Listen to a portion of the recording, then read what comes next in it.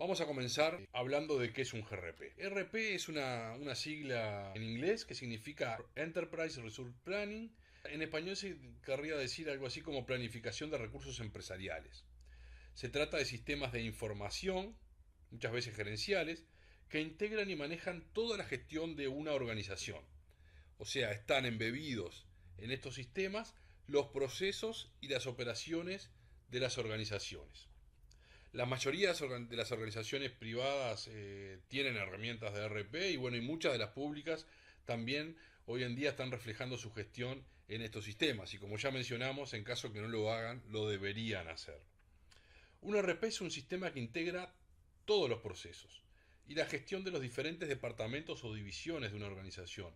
O sea, su objetivo es, por un lado, o uno de los principales objetivos es unificar y centralizar toda la información de una empresa, ya sea una empresa pública o una empresa privada, sin importar si la organización está centralizada, tiene una única oficina en un único lugar físico o está dispersa por todo el país o existen organizaciones multinacionales que tienen, por ejemplo, sedes en diferentes países, con diferentes idiomas, con diferentes normativas, con diferentes líneas de negocio y sin embargo tienen la posibilidad de integrar toda su información en este tipo de sistemas RP. Lógicamente para eso un RP tiene que ser una herramienta flexible y adaptable a cada una de estas realidades. Entre los procesos más comunes que habitualmente se integran o por ahí se utilizan en un ERP, vamos a ver toda la parte de ventas, vamos a ver toda la parte de CRM, vamos a encontrar todo lo que es distribución, lo que es el tiempo y proyecto, finanzas, manufactura. Bueno, dependiendo en realidad de el rubro de la empresa, muchas veces se definen cuáles son los procesos que están integrados en este tipo de herramientas. La contabilidad patrimonial, los recursos humanos, y bueno, y alguno más dependiendo del sector en que se mueva la empresa. Por ejemplo, una empresa de construcción, sin duda, normalmente tiene, además de los módulos de compras, de ventas, de facturación, de finanzas, módulo específico para atender su negocio, como por ejemplo es el módulo de gestión de obras y proyectos. Una empresa que produce indumentaria, una fábrica, va a tener un módulo relacionado con la manufactura y la producción de bienes y servicios. Este tipo de sistemas adicionalmente integran y permiten conectar toda la información. O sea, todos los procesos están y todas las operaciones se ejecutan y se alojan en la misma base de datos y están integrados. Esto quiere decir que si, por ejemplo, yo realizo una compra de un producto, cuando ingresa esa operación de compra del producto, lógicamente me va a afectar la cuenta corriente de ese proveedor si le estoy pagando crédito, me va a afectar o va a tener un impacto a nivel de la contabilidad patrimonial y me va a actualizar el stock dando ingreso a esa mercadería de forma automática. Una de las características de estos sistemas es que evitan la duplicidad en el ingreso de la información y que por otro lado permiten que esa información sea ingresada en el lugar donde se producen los hechos y que ese hecho, ya sea un hecho económico o un hecho administrativo, replique o afecte o integre a todos los módulos que de alguna forma están interconectados. Estos sistemas comienzan por el año 60, cuando las empresas comenzaron a contratar empresas de desarrollo de sistemas con un objetivo específico que era de alguna forma atender y manejar el stock de las organizaciones, o sea, poder tener el inventario de mercadería. Con el correr de los años se fueron ampliando las funcionalidades, se comenzaron a incluir otros procesos que en principio afectaban al control de inventario de los productos, como puede ser la producción y las ventas.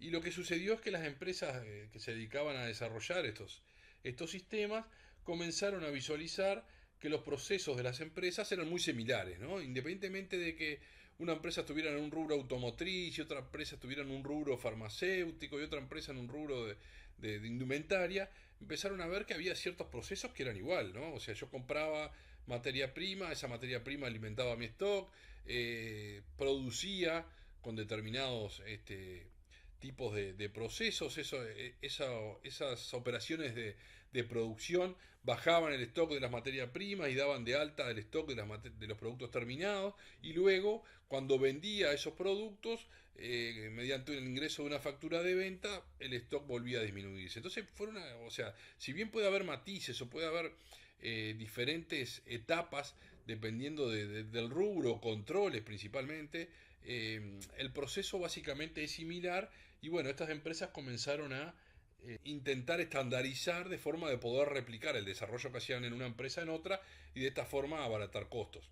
Inicialmente, lógicamente, este tipo de herramientas eran muy costosas, pero hoy es un mito decir que estos productos son muy caros, ¿no?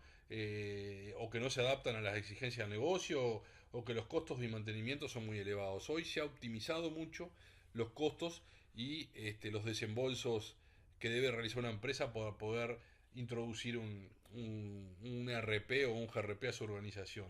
Esta es un poco la línea del tiempo, ¿no? Por allá por el año 1960, como les decía, estaban los sistemas enfocados en el control de la gestión y el control de inventarios.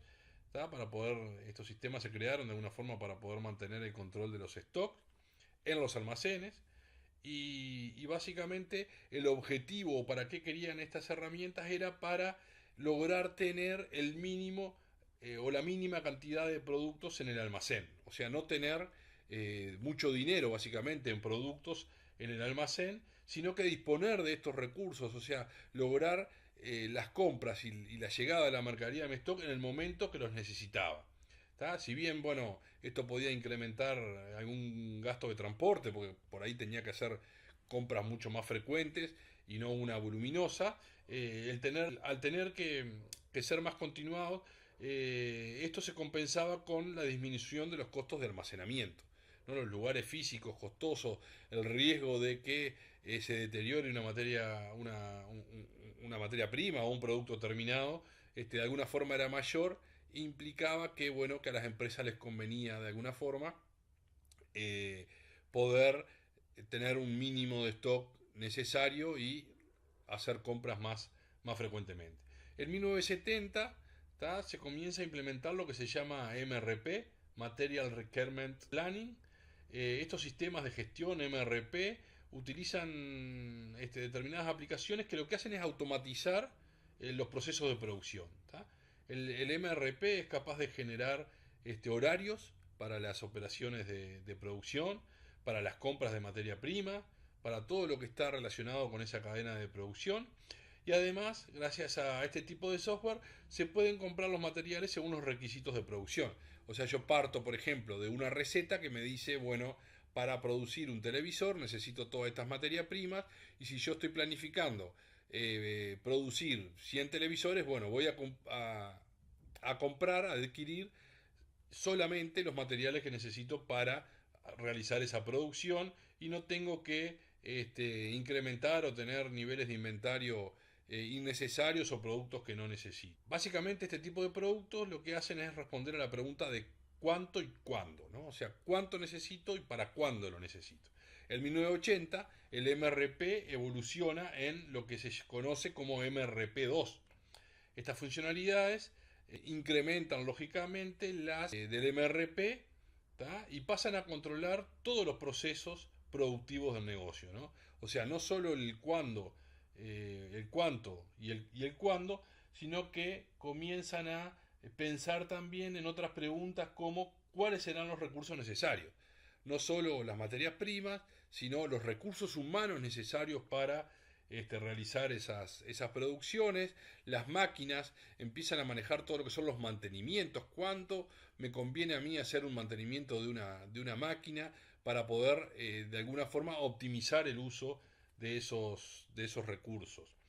En el año 1990 surge lo que es el RP, ¿tá? Que son los sistemas que se utilizan hoy en día y son conocidos como RP, que son software multimódulos, ¿tá? O sea, software que, como les contaba hoy, tienen diferentes procesos que generalmente están modularizados.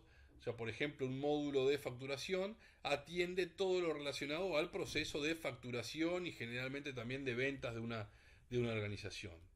De esta forma, con el uso de diferentes módulos, que son de alguna forma internos al negocio. Los sistemas ERP integran las actividades de la organización, ¿tá? Y las funciones de los diferentes departamentos o divisiones que hay en una organización. Por ejemplo, la planificación, las compras, el inventario, la distribución, las finanzas, la contabilidad, la atención al cliente, etcétera, etcétera. Como todos sabemos, la tecnología no deja de crecer y esto permite crecer no solo a los sistemas ERP, sino todo el software en general, que siempre este tipo de software tiene como objetivo solucionar determinadas necesidades de las empresas y de los usuarios y apoyar precisamente a los funcionarios de estas organizaciones a ser más eficientes en su gestión.